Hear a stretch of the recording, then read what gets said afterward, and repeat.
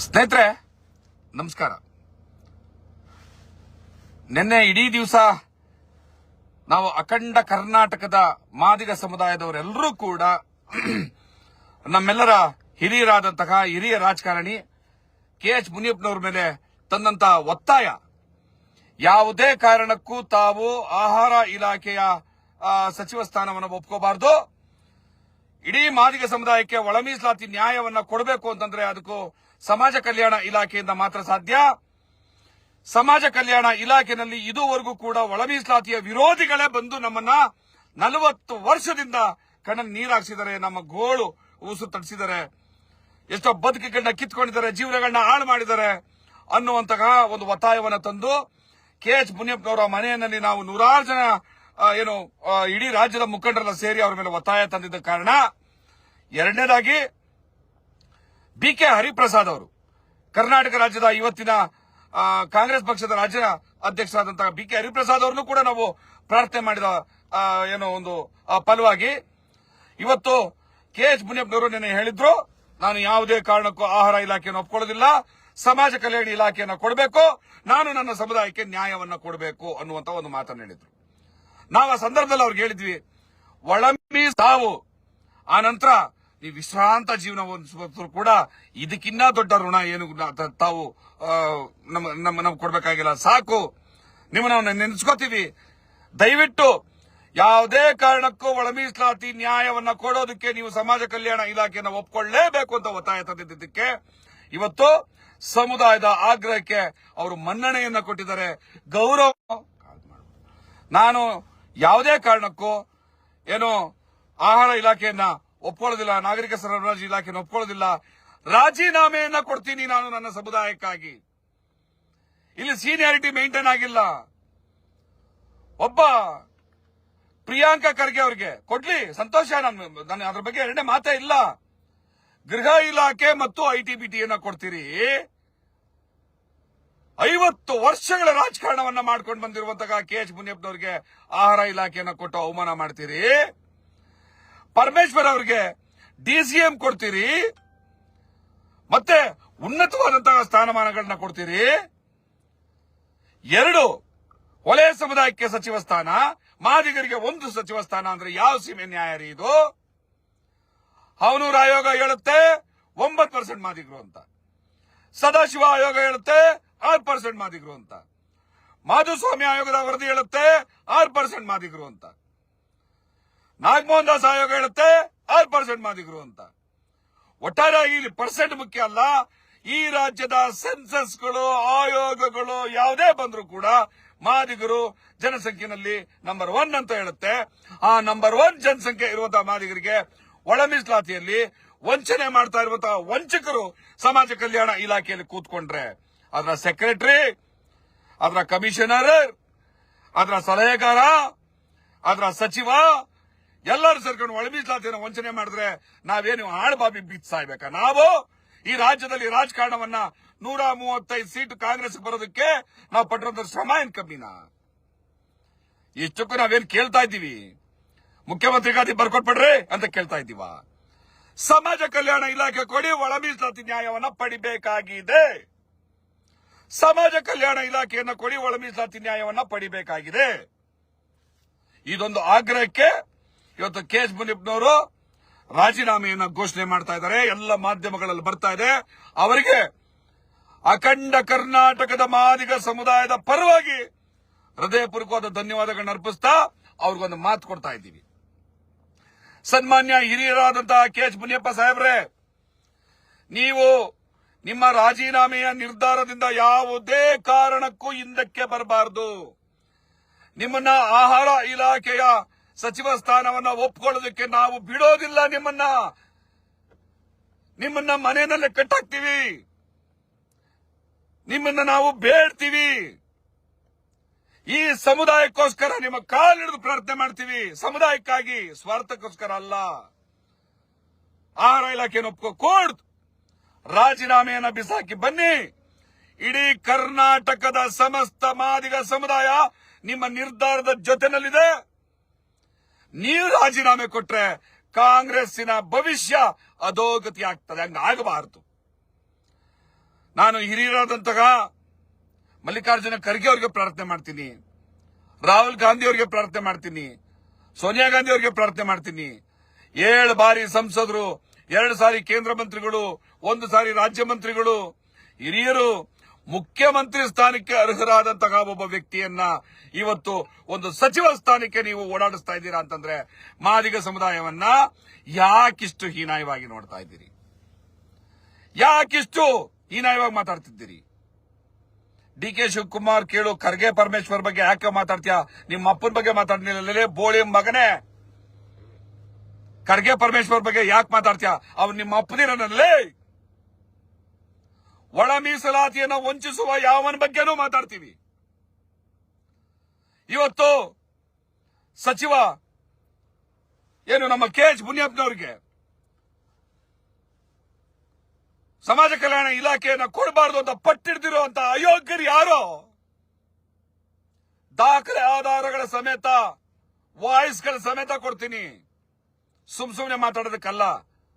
ಮುಟ್ಟಾಳನ ಮಕ್ಕಳು ತರ ಬಂದು ಮಾತಾಡ್ಬೇಡ್ರೋ ಇಲ್ಲಿ. ನಾವು ಯಾರ ಅಪ್ಪನ ಮನೆ ಆಸ್ತಿ ಕೇಳ್ತಾ ಇಲ್ಲ. ನನ್ನ ಸಮುದಾಯದ ಮಕ್ಕಳಿಗೋಸ್ಕರ, ಯುವಕರಿಗೋಸ್ಕರ ಆಗ್ರಹಿಸ್ತಾ ಇದ್ದೀವಿ. ಸಚಿವ ಮುನಿಯಪ್ಪನವರು ರಾಜೀನಾಮೆ ಬಿಸಾಕಿ ಆಚೆ ಬರಲಿ. ಈ ಕರ್ನಾಟಕದಲ್ಲಿ ಒಂದು ಕ್ರಾಂತಿಯನ್ನ ಸೃಷ್ಟಿ ಮಾಡಿ ಅದರ ಪರಿಣಾಮ ಏನು, ಮಾದಿಗರ ರಾಜಕೀಯ ಶಕ್ತಿ ಏನು ತೋರಿಸದೆ ಹೋದ್ರೆ ನನ್ನ ಮಗಂದು ಕುತ್ಕೆ ತಗೊಂಡ್ಬಿಡ್ತೀವಿ. ಎಷ್ಟು ತಾಳ್ಮೆಯನ್ನು ವಹಿಸಬಹುದು ಅಷ್ಟು ತಾಳ್ಮೆಯನ್ನು ವಹಿಸಿದ್ದೀವಿ. ಎಷ್ಟು ಪ್ರಾರ್ಥನೆಯನ್ನ ಮಾಡಬಹುದು ಅಷ್ಟನ್ನ ಪ್ರಾರ್ಥನೆ ಮಾಡಿದೀವಿ. ಎಷ್ಟು ಕೈ ಮುಗಿಬಹುದು ಅಷ್ಟು ಕೈ ಮುಗಿದಿದ್ದೀವಿ ನಾವು. ಇನ್ನೇನು ಮಾಡಬೇಕು? ಏನು ಹೋಗಿ ಇವ್ರ ಮನೆಗೆ ಬೂಟ್ ಪಾಲಿಶ್ ಮಾಡ್ಕೊಡ್ಬೇಕಾ? ಬಾಬಾ ಸಾಹೇಬ್ ಅಂಬೇಡ್ಕರ್ ಅವರು ಕೊಟ್ಟಂತ ಹಕ್ಕು ಅಧಿಕಾರವನ್ನ ನಾವು ಉಳಿಸ್ಕೊಳ್ಳಕ್ಕೆ ಸಾಧ್ಯ ಆಗಿಲ್ಲ ಅಂದ್ಮೇಲೆ ಈ ಜೀವಗಳು ಯಾಕಾದ್ರೂ ಇರಬೇಕು? ನಾನು ಇಡೀ ಅಖಂಡ ಕರ್ನಾಟಕದ ಬೀದರಿಂದ ಹಿಡಿದು, ಗುಲ್ಬರ್ಗದಿಂದ ಹಿಡಿದು, ಕೋಲಾರದಿಂದ ಹಿಡಿದು, ಚಾಮರಾಜನಗರದಿಂದ ಹಿಡಿದು ಎಲ್ಲ ಜಿಲ್ಲೆಗಳ ಮಾದಿಗ ಸಮುದಾಯ ಕೇಳ್ತಾ ಇದ್ದೀವಿ. KH ಮುನಿಯಪ್ಪನವರ ನಿರ್ಧಾರ, ಇವತ್ತೇನು ರಾಜೀನಾಮೆ ನಿರ್ಧಾರವನ್ನು ತಗೊಂಡಿದ್ದಾರೆ, ಅವ್ರ ಜೊತೆ ನಿಲ್ಲೋಣ. ಅವರ ರಾಜೀನಾಮೆ ನಿರ್ಧಾರವನ್ನು ಬೆಂಬಲಿಸೋಣ. ಸಮಾಜ ಕಲ್ಯಾಣ ಇಲಾಖೆಯನ್ನ ಕೊಟ್ಟು ನಮಗೆ ಒಳ ಮೀಸಲಾತಿಯನ್ನ ಕೊಡೋವರೆಗೂ ಕೂಡ ಅವ್ರ ಜೊತೆ ನಿಲ್ಲೋಣ. ಈಗ ಅವ್ರನ್ನ ಕೈ ಬಿಡುವಂತದ್ದಲ್ಲ. ಮತ್ತೆ ನಾನು ಯಾವ ಕಾಂಗ್ರೆಸ್ನವನು ಅಲ್ಲ, ಯಾವ ಬಿಜೆಪಿನೂ ಅಲ್ಲ, ಯಾವ ಪಕ್ಷದವನು ಅಲ್ಲ. ನಾನು ಈಗ ಮಾದಿಗರ ಪಕ್ಷದವನು. ಯಾಕೆ? ಸಮುದಾಯಕ್ಕೆ ಅನ್ಯಾಯ ಆಗ್ತಾ ಇದೆ. ಹಾಗಾಗಿ ಯಾರಿಗೆ ಅನ್ಯಾಯ ಆಗ್ತಾ ಇದೆ ಅವ್ರ ಪರವಾಗಿ ನಿಲ್ಲಬೇಕಾಗಿರುವಂತದ್ದು ನಮ್ಮ ಜವಾಬ್ದಾರಿ. ಈ ಮೈಯಲ್ಲಿ ಹರಿತಾ ಇರುವಂತ ರಕ್ತ ನಿಜವಾಗ್ಲೂ ಶುದ್ಧವಾದ ರಕ್ತ ಆಗಿದ್ರೆ, ಇದ್ರೊಳಗಡೆ ಮಾದಿಗತನ ಇತ್ತು ಅಂತಂದ್ರೆ ನಮ್ಮ ತಾಕತ್ತೇ ಇರುವಂತ ಈ ರಾಜ್ಯಕ್ಕೆ ತೋರಿಸ್ತೀವಿ. ಬರೀ ಬಾಯಲ್ಲ, ಅದ ಪರಿಣಾಮ ನೋಡೋಣ. ರಾಜೀನಾಮೆ ಕೊಟ್ಟು ಬರಲಿ. ಬೀದರಿಂದ ಕೋಲಾರದವರೆಗೂ, ಚಾಮರಾಜನಗರದವರೆಗೂ ಆಗುವಂತಹ ಅನಾಹುತಗಳೇನು, ಏನೆಲ್ಲ ಆಗಬಹುದು, ಆ ನಂತರ ಈ ಸರ್ಕಾರ ಅದನ್ನ ಎದುರಿಸೋದಕ್ಕೆ ತಾಕತ್ತಿದೆಯಾ ನೋಡೇ ಬಿಡ್ತೀವಿ. ನಾನು KH ಮುನಿಯಪ್ಪನವರಿಗೆ ಈಗ ಪ್ರಾರ್ಥನೆ ಮಾಡ್ತಾ ಇದ್ದೀನಿ, ದಯವಿಟ್ಟು KH ಮುನಿಯಪ್ಪ ಸಾಹೇಬ್ರೆ, ನೀವು ನಿಮ್ಮ ನಿರ್ಧಾರದಿಂದ ಯಾವುದೇ ಕಾರಣಕ್ಕೂ ಆಚೆ ಬರಬಾರದು.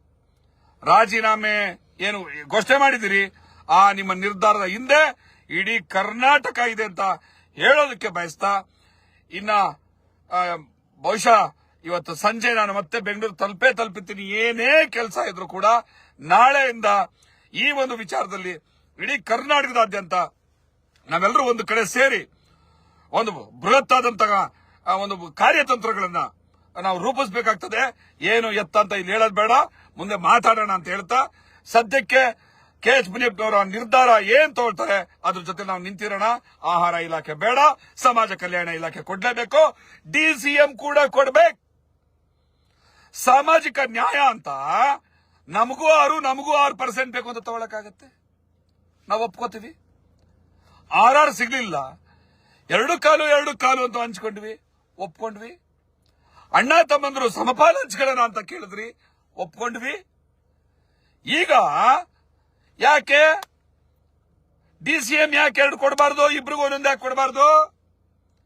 ಯಾಕೆ ಮಂತ್ರಿ ಸ್ಥಾನವನ್ನ ವಲಯರಿಗೆ 2, ಮಾದಿಗರಿಗೆ 2 ಯಾಕೆ ಕೊಡಬಾರ್ದು? ಯಾಕೆ ಕೊಡಬಾರ್ದು? ಯಾರ ಅಪ್ಪನ ಮನೇಲಿ ಗಂಟು ಕೇಳ್ತಾ ಇದೀವಿ ನಾವು. ಈ ಎಲ್ಲಾ ವಿಚಾರವನ್ನ ನಾಳೆಯಿಂದ ಇನ್ನೂ ಹೆಚ್ಚೆಚ್ಚು ಮಾತಾಡೋಣ. ಇನ್ನು ನಾವು ಸುಮ್ಮನೆ ಕೂತ್ರೆ ನಾವು ಸತ್ವಿ ಅಂತ ಅರ್ಥ. ಇನ್ನು ನಾವು ಕೂತ್ರೆ ನಾವು ಸತ್ವಿ ಅಂತ. KH ಅವರಿಗೆ ಸಮಾಜ ಕಲ್ಯಾಣ ಇಲಾಖೆ ಕೊಡದಿದ್ರೆ ನಾವೆಲ್ಲರೂ ಕಾಂಗ್ರೆಸ್ ಪಕ್ಷಕ್ಕೆ ಸಮಾಧಿ ಮಾಡೋಣ ಅಂತ ಎಸ್ ಮಾದಿಗ. ಈ ಮಲಿಯಪ್ಪ ಇದಾರಲ್ಲ, ಸಾಮಾನ್ಯ ಅಲ್ಲ, ಕಾಂಗ್ರೆಸ್ಸಿನ ಕಟ್ಟಾಳು. ಬಳ್ಳಾರಿ ಜಿಲ್ಲೆಯ ಕಾಂಗ್ರೆಸ್ ವಿಭಾಗದ ಸಾಮಾಜಿಕ ಜಾಲತಾಣವನ್ನು ನಿರ್ವಹಿಸುವಂತಹ ಜಿಲ್ಲಾ ಮಟ್ಟದ ನಾಯಕ. ಆ ಜಿಲ್ಲಾ ಮಟ್ಟದ ನಾಯಕ ಕಾಂಗ್ರೆಸ್ ನಾಯಕ ಮಲಿಯಪ್ಪ ಹೇಳ್ತಾ ಇದ್ದಾರೆ, KH ಮುನಿಯಪ್ಪನವರಿಗೆ ಅನ್ಯಾಯ ಆದ್ರೆ ಕಾಂಗ್ರೆಸ್ ಸಮಾಧಿ ಮಾಡೋಣ ಅಂತ. ಕಾಂಗ್ರೆಸ್ನವ್ರು ಹೇಳ್ತಾ ಇದ್ದಾರೆ. ನಾನು ಕಾಂಗ್ರೆಸ್ನವನು ಅಲ್ಲದೆ ಇದ್ದವನು ಹೇಳ್ತಾ ಇದ್ದೀನಿ. ಇದಿಷ್ಟಕ್ಕೆ ನಿಲ್ಲೋದಿಲ್ಲ. ಮತ್ತೊಂದ್ಸಲಿ ಈ ರಾಜ್ಯವನ್ನ ಟೂರ್ ಮಾಡ್ತೀವಿ. ಮತ್ತೆರಡು ವರ್ಷ ಮನೆ ಬಿಟ್ಟರು ಚಿಂತೆ ಇಲ್ಲ. ಈ 2 ವರ್ಷದಲ್ಲಿ ಈ ಕಾಂಗ್ರೆಸ್ ಪಕ್ಷ ಮಾದಿಗರಿಗೆ ಅನ್ಯಾಯ ಮಾಡಿದ್ದೆ ಆದ್ರೆ ಸರ್ವನಾಶ, ಸಮಾಧಿ ಕಟ್ಟುವಂತ ಕೆಲಸವನ್ನ ಮನೆ ಮಠ ಬಿಟ್ಟು ನಾವು ಮಾಡ್ತೀವಿ. ಅದಕ್ಕೆ ಅವಕಾಶ ಆಗಬಾರದು ಅಂತಾನೂ ಕೂಡ ಹೇಳ್ತಾ ಇದ್ದೀನಿ. KH ಮುನಿಯಪ್ಪ ಸಾಹೇಬ್ರೆ, ನಿಮ್ಮ ನಿರ್ಧಾರ ಜೊತೆನಲ್ಲಿರಿ. ಮಲ್ಲಿಕಾರ್ಜುನ ಸಾಹೇಬ್ರೆ, ಅನ್ಯಾಯ ಮಾಡಬೇಡಿ. ನೀವು ರಾಜ್ಯಸಭೆಗೆ ಹೋಗ್ಬೋದು, ನಿಮ್ಮ ಮಗನಿಗೆ 2 ಖಾತೆ ಕೊಡ್ಬೋದು. ಮಾದಿಗ ಸಮುದಾಯದವನಿಗೆ ಒಂದು ಸಾಮಾಜಿಕ ನ್ಯಾಯ ಕೊಡುವಂತ ಒಂದು ಖಾತೆಯನ್ನು ಕೊಡಲ್ಲ ಅಂತಂದ್ರೆ ಯಾವ ಸೀಮೆ ನಾಯಕರು ನೀವೆಲ್ಲ? ಯಾವ ಸೀಮೆ ಸಾಮಾಜಿಕ ನ್ಯಾಯ ನಿಮ್ದು? ಏನ್ ಸಂವಿಧಾನ, ಅಂಬೇಡ್ಕರ್, ಬುದ್ಧ ಬಾಯಿ ಮಾತಲ್ಲಿ ಉದುರಿಸಿದ್ರಾಗತ್ತೇನ್ರಿ? ನಡವಳಿಕೆಯಲ್ಲಿ ಬೇಕಲ್ರಿ, ನಡವಳಿಕೆಯಲ್ಲಿ ಗುಂಡಿಗೆಯಲ್ಲಿ ಇರ್ಬೇಕಲ್ರಿ ಅದು. ಸ್ನೇಹಿತರೆ, ಇವತ್ತು ನಾನು ಶಿವಮೊಗ್ಗದಲ್ಲಿದ್ದೀನಿ. ಸಂಜೆ ಹೊರಡ್ತೀನಿ. ಬೆಳಗ್ಗೆ ಬೆಂಗಳೂರು ಬಂದು ತಲುಪ್ತೀನಿ. ಎಲ್ಲ ಸೇರೋಣ, ಕೂತ್ಕೊಂಡು ಮಾತಾಡೋಣ. ನೀನು ಬಿಜೆಪಿ ಬಕೆಟ್ ಅಂತ ಯಾವನೋ ವೆಂಕಟೇಶ್ ಅನ್ನೋ ಮಾತಾಡ್ತಿದ್ದಾನೆ. ನಿಮ್ಮಪ್ಪ, ನಿಮ್ಮವ್ವ, ನಿಮ್ಮ ಮನೆಗಿರೋರು, ನೀನು ಬಂಧು ಬಳಗ ಬಿಜೆಪಿ ಬಕೆಟ್ ಮಾತ್ರ ಅಲ್ಲ, ಬಿಜೆಪಿ ತಲೆ ಸುಳೆ ಮಕ್ಕಳು ನೀವು. ನಾನು ನನ್ನ ನೋವನ್ನ ಇಲ್ಲಿ ಹೇಳ್ಕೊಳ್ತಿರುವಾಗ ನನಗಿಲ್ಲ ಅವಮಾನವಾಗಿ ಬಂದು ಮಾತಾಡಿದ್ರೆ ನಾನು ಯಾವ ಲ್ಯಾಂಗ್ವೇಜ್ ಅನ್ನು ಉಪಯೋಗಿಸೋಕ್ಕೂ ರೆಡಿ ಆಗ್ತೀನಿ. ಇವತ್ತು ನನ್ನ ಕಷ್ಟ ಏನು ಅಂತ ಅರ್ಥ ಗೊತ್ತಾಗ್ತಾ ಇದೆ ನನಗೆ. ನನ್ನ ಸಮುದಾಯದ ಮಕ್ಕಳ ನೋವೇನು ಅಂತ ಅರ್ಥ ಆಗ್ತಾ ಇದೆ. ಆಯ್ತು, ಬಿಜೆಪಿ ಬಕೆಟ್ ಆಗಿದ್ರೆ ಬಿಜೆಪಿಯಲ್ಲಿ ನಿಮ್ಮ ಅಪ್ಪದಿರಲ್ಲೋ, ಬಿಜೆಪಿಯಲ್ಲಿ ಶ್ರೀನಿವಾಸ್ ಪ್ರಸಾದ್ ಇರ್ಲಿಲ್ವೇನೋ, ಬಿಜೆಪಿಯಲ್ಲಿ ಮಹೇಶ್ ಅಣ್ಣ ಇಲ್ವೇನೋ, ಬಿಜೆಪಿಯಲ್ಲಿ ಚಲವಾದಿ ನಾರಾಯಣ ಸ್ವಾಮಿ ಇಲ್ವೇನೋ? ಅವರೆಲ್ಲ ನಿಮ್ಮ ಅಮ್ಮನ ಗಂಟಿರೇನೋ? ಬಿಜೆಪಿಯಲ್ಲಿ ಚಲವಾದಿ ನಾರಾಯಣ ಸ್ವಾಮಿ ಅಣ್ಣ ಇರ್ಬೋದು, ಅವ್ರ ಬಗ್ಗೆ ನನಗೆ ಅಣ್ಣ ಅನ್ನೋ ಗೌರವ ಇದೆ. ಬಿಜೆಪಿಯಲ್ಲಿ ಮಹೇಶ್ ಅಣ್ಣ ಇರ್ಬೋದು, ಅವ್ರ ಬಗ್ಗೆ ನನಗೆ ಅಣ್ಣ ಅನ್ನೋ ಗೌರವ ಇದೆ. ಸ್ವಾಭಿಮಾನದ ಸಂಕೇತ ಶ್ರೀನಿವಾಸ್ ಪ್ರಸಾದ್ ಅವರಿದ್ರು, ಶಿವರಾಮ್ ಅವರಿದ್ರು, ಎಲ್ಲರೂ ಹಿರಿಯರು, ಅವ್ರ ಬಗ್ಗೆ ಅಪಾರವಾದ ಗೌರವ ಇದೆ. ಅವರೆಲ್ಲರೂ ಬಿಜೆಪಿ ಬಕೆಟ ತಲಾಡಿ ಸುಳೆ ಮಕ್ಕಳು ಕಣೋ ನೀವು. ಸ್ನೇಹಿತರೆ, ನನ್ನ ಆಕ್ರೋಶ ನನ್ನ ಮಿತಿಯನ್ನು ಮೀರಿದೆ. ಇನ್ನು ಹೆಚ್ಚು ಮಾತಾಡಿದ್ರೆ ಬಹುಶಃ ಅನಾಹುತ ಆಗ್ಬೋದು. ನಾಳೆ ಬೆಳಗ್ಗೆ ಬೆಂಗಳೂರು ತಲುಪಿ ಮುಂದಿನ ಕಾರ್ಯಕ್ರಮ ಏನು ಅನ್ನೋದು ರೂಪಿಸೋಣ. ನಾವೆಲ್ಲರೂ ಒಟ್ಟು ಸೇರೋಣ. ಅಲ್ಲಿವರೆಗೂ KH ಮುನಿಯಪ್ಪನವರ ನಿರ್ಧಾರ ಜೊತೆನಲ್ಲಿ ನಾವೆಲ್ಲರೂ ನಿಲ್ಲೋಣ ಅಂತ ಹೇಳ್ತಾ ನನ್ನ ಮಾತಿಗೆ ಇಲ್ಲಿಗೆ ವಿರಾಮ ಆಗ್ತಾ ಇದ್ದೀನಿ. ತಮ್ಮೆಲ್ಲರೂ ಶುಭವಾಗಲಿ. ನಾಳೆ ಸಿಗೋಣ. ತಮ್ಮೆಲ್ಲರೂ ಮತ್ತೊಮ್ಮೆ ಶುಭವಾಗಲಿ. ನಮಸ್ಕಾರ. ಜೈ ಭೀಮ್. JK ನ್ಯೂಸ್ ಕನ್ನಡ, ಇದು ಭ್ರಷ್ಟರ ಪಾಲಿಗೆ ಸಿಂಹ ಸ್ವಪ್ನ.